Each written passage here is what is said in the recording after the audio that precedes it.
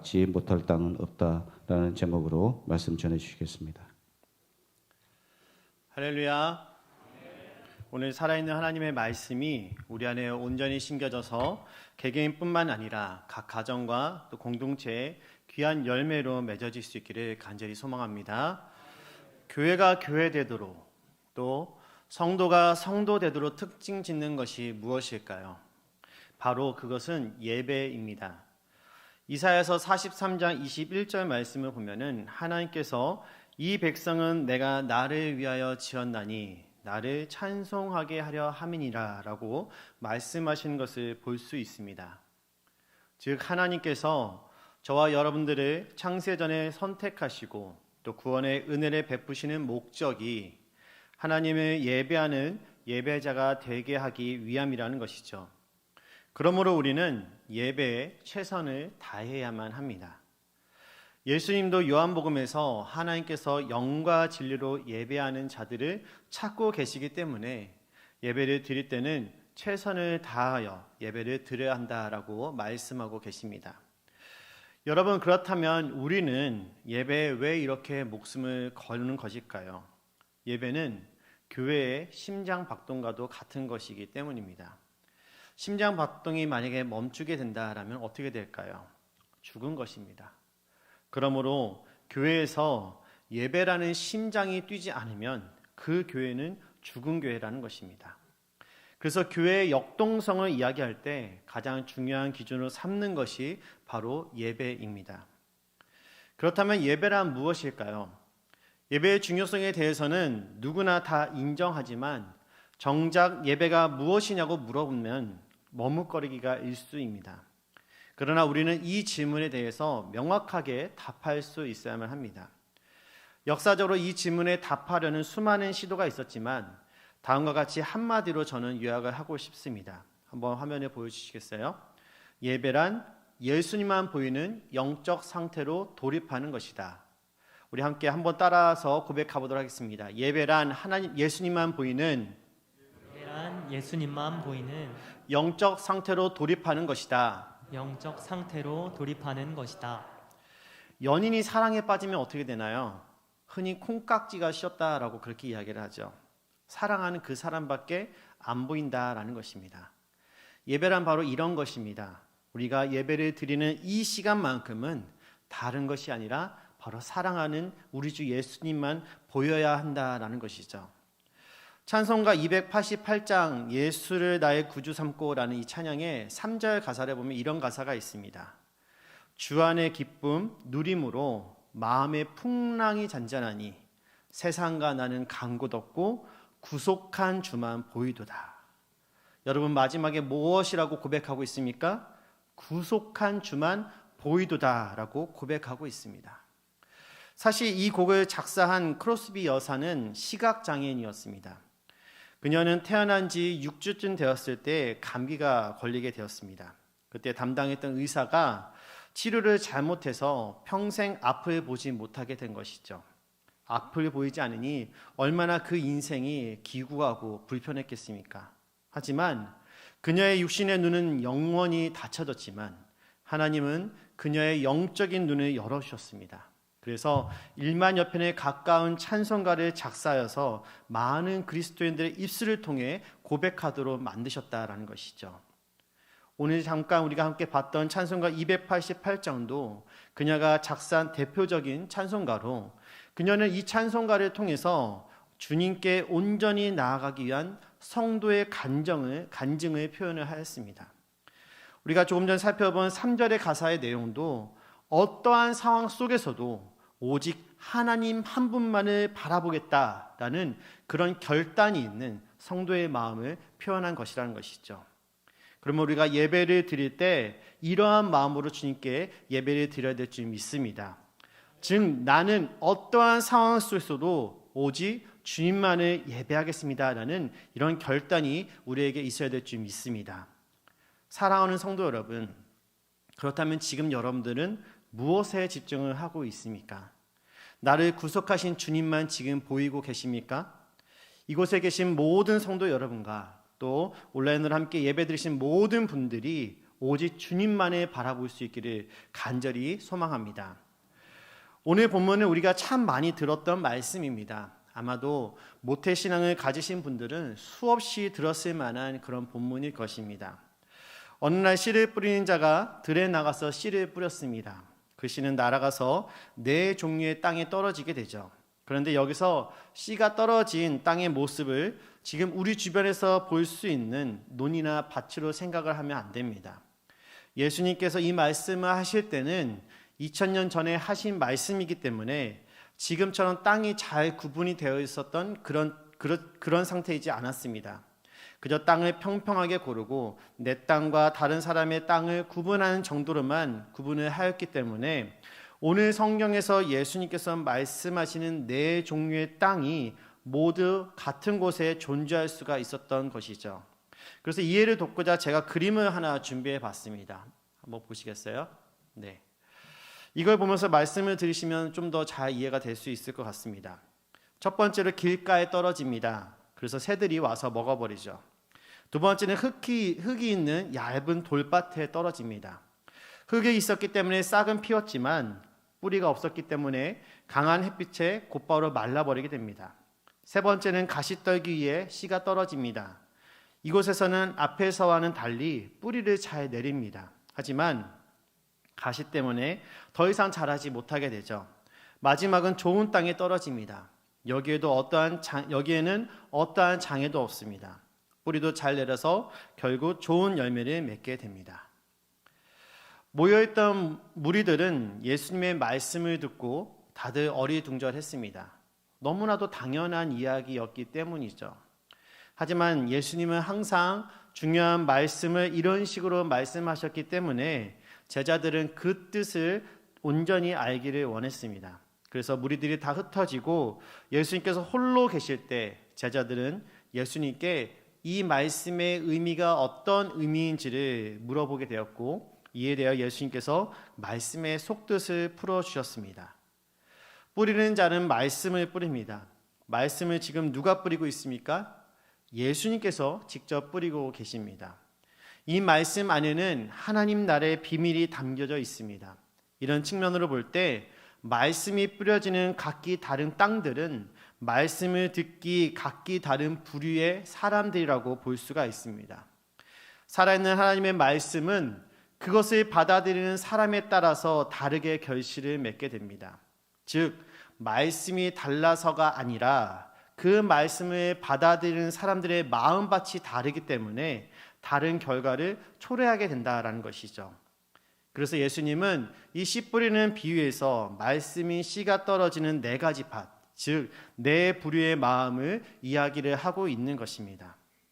먼저 길가란 하나님의 말씀을 들었을 때 사단이 즉시 와서 그들에게 뿌려진 말씀을 빼앗는 것을 이야기를 합니다.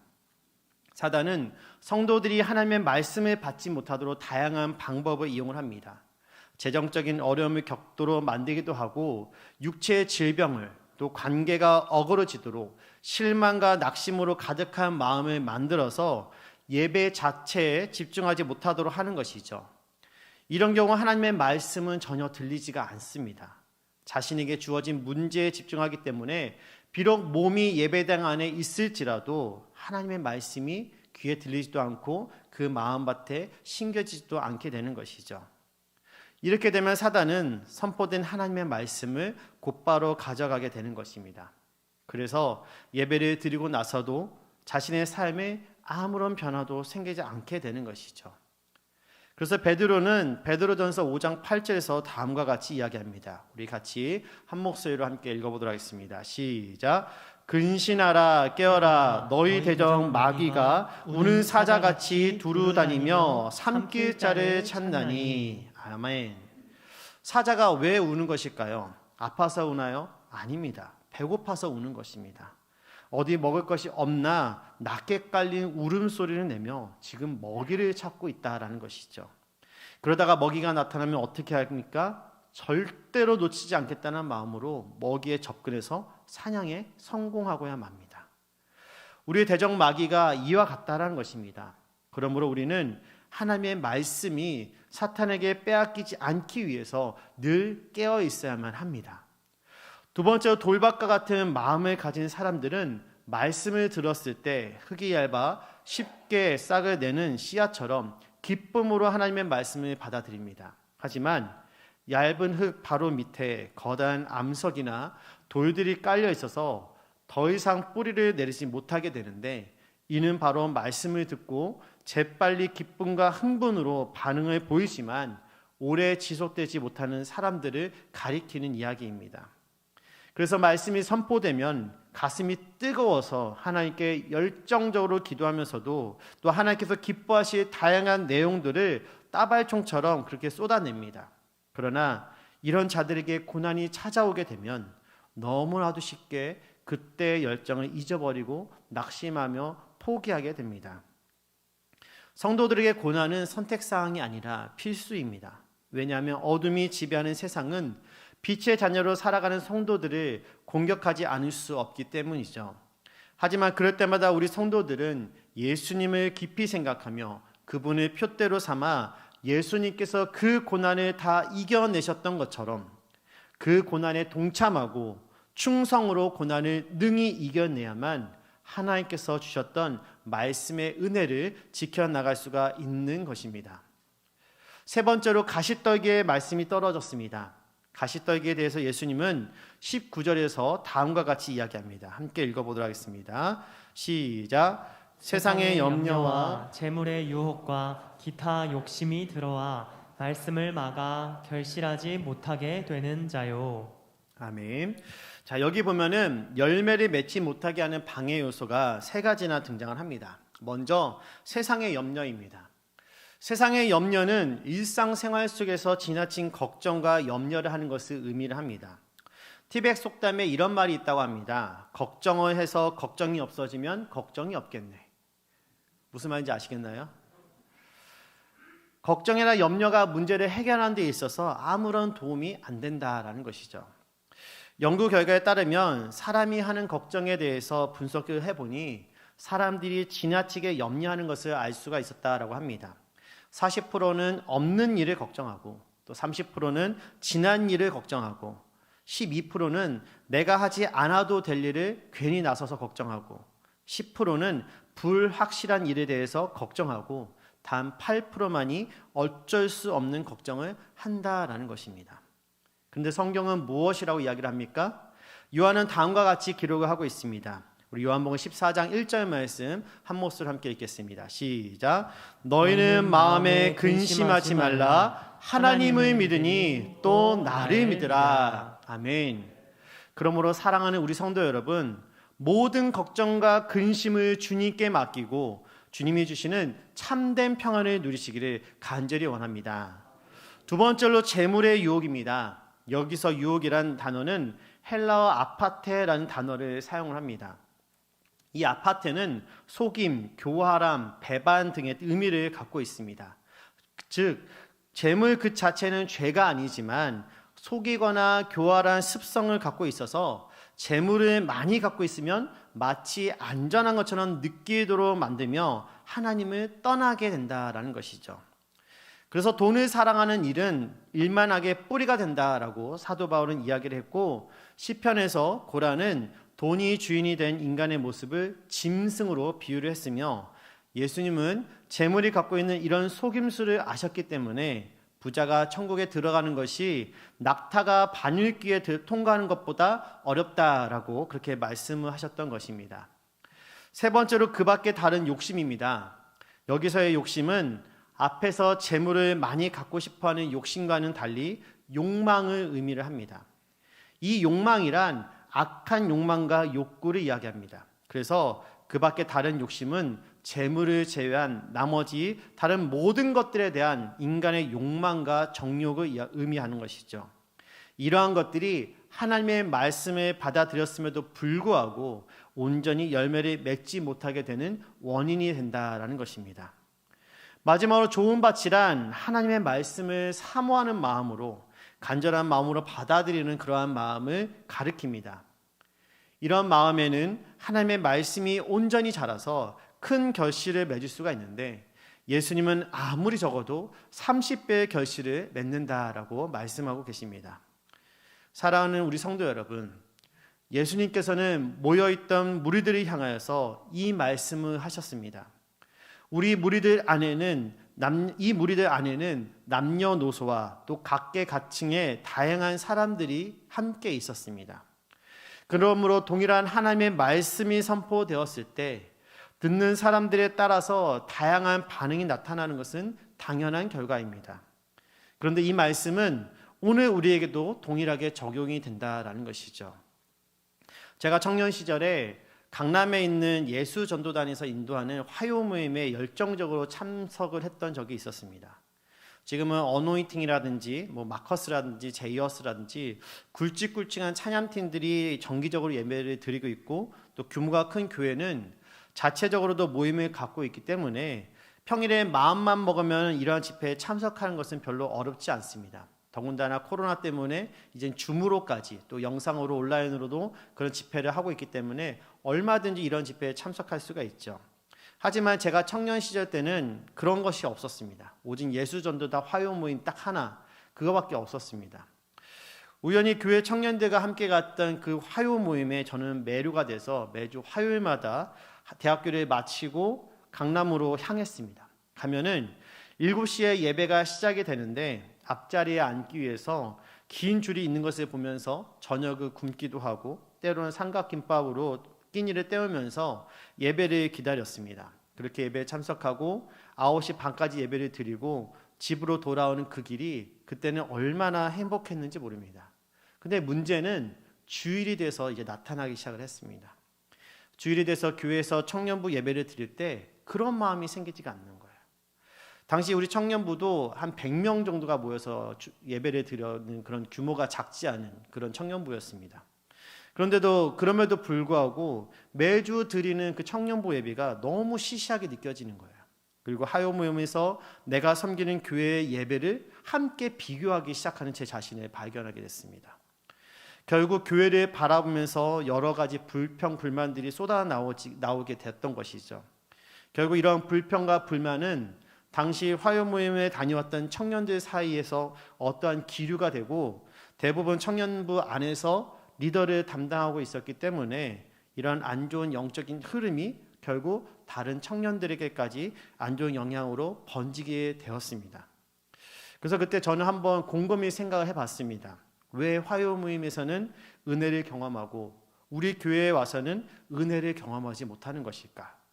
마찬가지로 겨울과 여름에 진행되는 수련회에서는 뜨겁게 찬양하고 열정적으로 기도하고 말씀의 은혜를 풍성하게 받는데 왜 매주일 드리는 예배에서는 이 예배가 왜 그렇게 시시하게 느껴지는 것처럼 느껴지는 것일까? 문제의 답은 어디에 있었냐면 다른 것이 아니라 제 마음에 있었다라는 것입니다.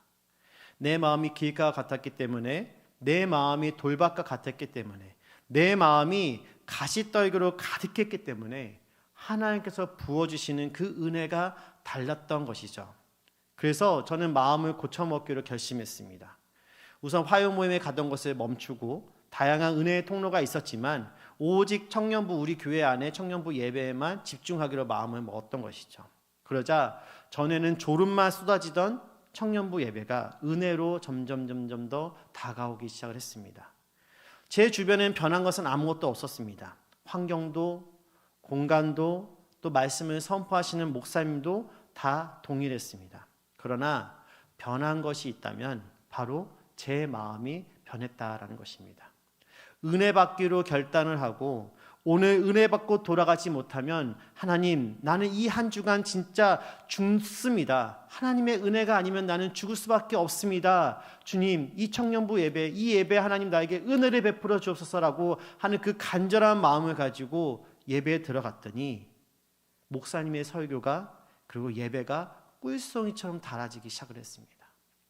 말씀이 있는데 예수님께서 나를 위해서 죽었다는 그 사실이 이성으로 다가오기도 전에, 이성으로 이해되기도 전에 마음에 울림이 생겨서 두 눈에서 저절로 눈물이 흐르는 것을 경험하게 되었습니다. 사랑하는 우리 성도 여러분, 다시 한번 묻겠습니다. 지금 여러분들의 마음은 과연 어떤 상태이십니까? 왜 그런 마음이 된 것 같습니까? 원인이 무엇일까요? 저는 외부에서 하는 집회에 참석하는 것, 또는 학교나 직장에서 진행되는 다양한 신의 활동이나 동아리 활동을 가지고 뭐라고 하는 것이 아닙니다. 이단만 아니라면 여러분들의 건강한 신앙 위해서 적극적으로 활용해도 좋다고 저는 생각을 합니다. 그러나 명심할 것은 항상 나의 마음의 상태를 점검하라는 것입니다. 하나님께서 원하시는 모습은 분명 좋은 땅의 마음 상태를 원하십니다. 그러나 신앙생활을 하다 보면 언제나 좋은 땅이 있을 수는 없다라는 것을 깨닫게 됩니다. 농부가 씨를 뿌리고 또 열매를 맺기 위해서 땅을 고르고 잡초를 뽑고 거름과 비료를 줌으로 땅을 비옥하게 만드는 것처럼 우리의 마음속에 그동안 보이지 않았던 돌덩어리가 다시 생기진 않았는지, 또 어느 순간 나도 모르게 가시떡이가 자라진 않았는지 우리는 매 순간순간마다 우리의 마음밭을 살펴보아야 한다라는 것입니다. 그렇게 할 때 하나님의 말씀이 나의 삶 속에 온전히 내려서 또 그 말씀이 온전히 자라서 아름다운 열매가 되어 아름다운 하나님의 나라가 드러나게 되는 통로가 될 줄 믿습니다. 이 한 주간 예배에 대한 여러분들의 마음을 점검하시고 하나님께서 호세아 선지자를 통해서 묵은 땅을 기경하라고 말씀하셨던 것처럼 여러분의 묵은 땅을 뒤엎을 수 있기를 간절히 원합니다. 그래서 예배드리는 모든 순간순간에 영과 진리로 참여하며 하나님께서 찾으시는 그 예배자가 바로 저와 여러분들이 될 수 있기를 주님의 이름으로 간절히 소망합니다. 아멘. 이 시간 두 가지 기도의 제목을 놓고 우리 함께 기도